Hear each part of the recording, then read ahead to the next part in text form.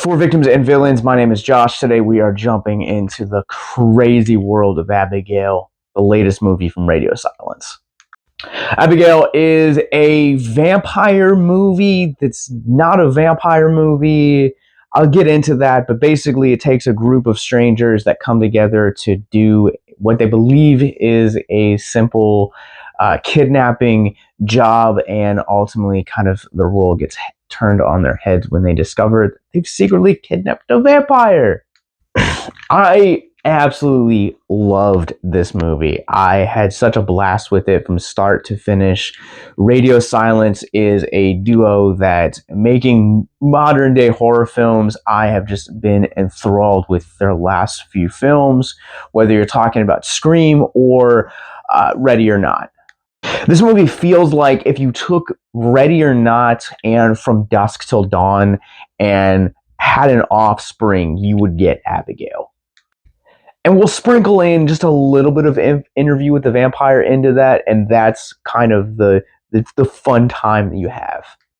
I've made it clear on Abyss Gazing, I am not the biggest fan of vampire movies. I feel like they have really just kind of been overdone, much like zombie movies. However, when you find one that you really like, it feels like finding a diamond in the rough or like a hidden gem, and this one skyrockets to one of the best vampire movies I've ever seen. With an ensemble cast, it's extremely hard to talk about which performance I liked best because no one gives a terrible performance in this movie. Probably the standout performances for me would be either Dan Stevens or Kevin Durant. I absolutely love Durant as an actor. I have since I saw him in Walking Tall. And any time that he kind of pops up, he just has a charisma or an energy around him that is just instantly likable, or instantly just makes you fear him depending on which route you go.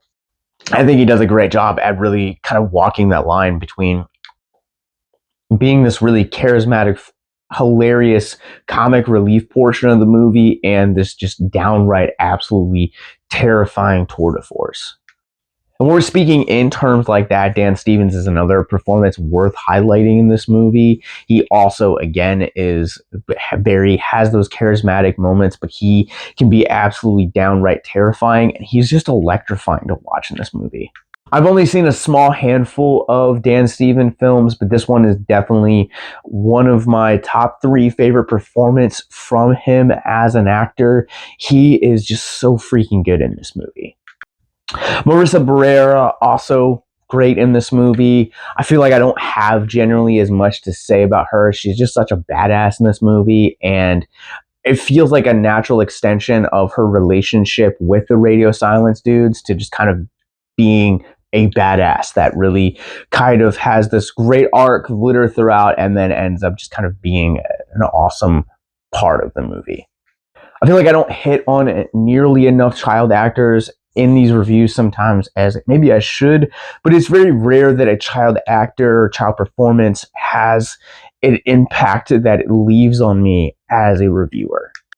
And honestly, Alisha Weir may be among the very few exceptions that I would make to that statement, because she is absolutely incredible in this movie. She very much has Kirsten Dunst's Interview with the Vampire vibes in here, and I think if that's what they were going for, they nailed it. She's absolutely one of the best parts of the movie as well.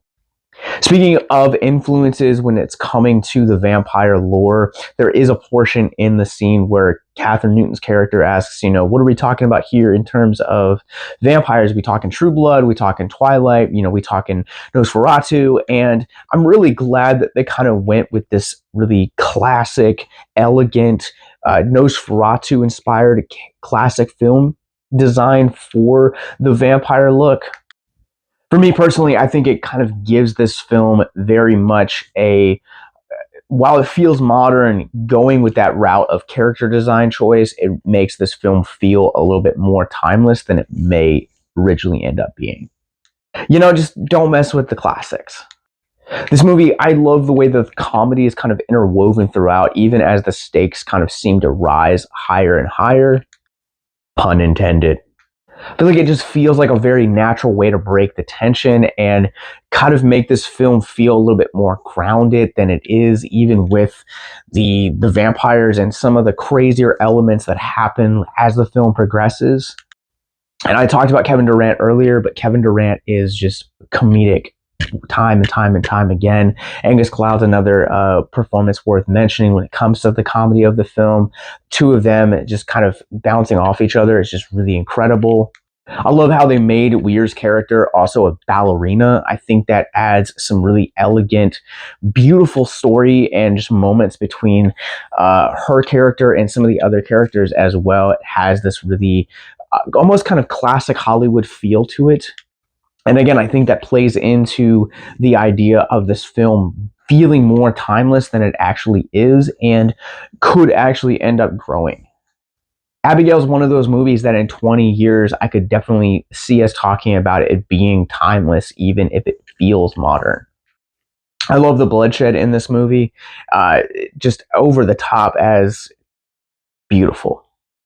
So coming into this movie, I had no idea what I was getting myself into. I knew that vampires were involved. I knew that she was a ballerina. That was about it. And I knew that from the posters and just the social media imagery that I had seen. There's an element that feels like I wish that they would have left the vampire marketing out of this film and kind of sold it as a heist movie for one. But also, in some regards, I really love the way that you're coming into this movie knowing it's a vampire movie and kind of seeing how those elements unfold and how this movie transforms from a heist movie into a vampire survival movie. And I think that's compliments to the pacing of this film. This film has impeccable timing. And I think that comes from the brilliant script from Guy Busick and Stephen Shields. The two of them just knew how to write characters that were compelling, that were funny, that were heartbreaking, that were every bit of emotions that you want from a movie and still make it entertaining and build this lore and mythology and really reinvent some of these really some tropes when it comes to vampire movies, but also kind of comment on them and how they're growing to be tiresome and different and all of these things. And there's so much about this script that I found refreshing. There's not really one element of this movie that I have complaints about. The ending does kind of feel like it goes on a bit longer than maybe it should. And I have a love-hate relationship with the way this movie ends. And if I had to put my hand on like one single thing I didn't like about this movie or thing that I wish that what could have been done differently, it would be the ending, or it would be also kind of, I wish some characters would have lived longer so that we could have seen them developed more. But overall, this is a very satisfying film, and let's run this through the Rorschach rating scale. I'm going to go ahead and give Abigail a 4.5 out of 5. I think this movie deserves it, every step of it. This movie, again, just to kind of reiterate, feels like Ready or Not meets From Dusk Till Dawn, and it does everything so beautifully. It's well casted, it's well written, the direction is well established. Pacing overall is very, very, very good. But overall, I had a blast with this movie. It's a ton of fun, and it's just everything you want in a movie. If you guys got a chance to see Abigail this weekend, what did you guys think about it? Comment below and let me know. But let's talk about mental health. If you guys are new to our content, Mental Health Moment is where we take a theme of mental health out of the film which we're reviewing, talk about it for a few moments in the hopes to deconstruct the stigma surrounding mental health. The overall reveal of Abigail's true form as a vampire is essentially this idea of hiding the worst in yourself or pretending to be something that you're not. What a fantastic metaphor when it comes to the importance of being vulnerable and being open about the struggles that we have. And as I talked about in the Arcadian video, also establishing boundaries within yourself. Like oftentimes too much in the social media age, we are so quick to establish a facade or a false version of who we are as individuals just because we want to be validated or want to be accepted for a person that we may or may not even like. And so what ends up happening is it ends up being this cycle of mental health effects that are us chasing after something that is hollow and fake instead of embracing the struggles and embracing the vulnerability portion of a healthy community. At the end of the day, set up for yourself 2 or 3 people that you can be vulnerable around. They can be a partner, they can be a best friend, they can be a mentor, they can be a parent, a sibling, whoever. But as long as you have a safe space or a safe network of individuals that you can talk with and communicate with and express where you are in terms of your mental health, it is going to do wonders for your own mental health and the development through some of the rougher patches that life is going to inevitably offer up to you. Create spaces for yourself where you can be not an idealized version of yourself, but be the person that you are right now in life, despite all of your bruises and failures and shortcomings and everything. That people are just going to accept you for who you are and love you for where you are and love you for who you are. It's really easy to underestimate how important and how crucial healthy community can be for our mental health. But once you've experienced it, it's like taking a breath of fresh air, and you'll never live life the same again. If you or someone you know is currently struggling with suicide, addiction, self-harm, or depression, click the links in the show notes below to check out our mental health resource library.